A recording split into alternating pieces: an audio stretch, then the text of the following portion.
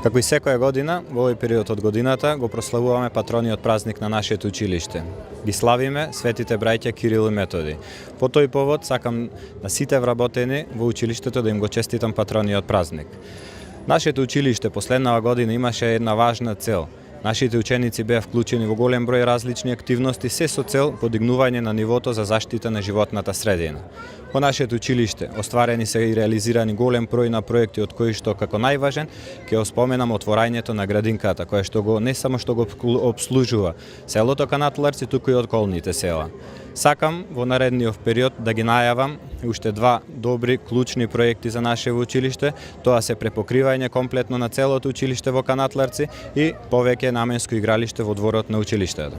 Традиционално како локална самоуправа сме тука да им го честитаме патронот празник на ово училиште, Кирил и Методи од населеното место Канатларци.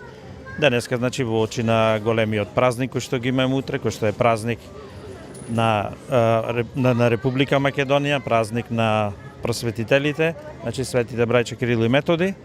Исто така сакам да најавам дека и во изминатиот период, и во наредниот период ќе се инвестира во училиште, се да имаме што подобри услови за учење на нашите деца, а посебно не радува фактот што овдека се наоѓаме во населеното место Канатларци, каде што имаме настава на два јазици, пошто имаме тука население од турска национално, наставата се изведува и на турски и на македонски јазик.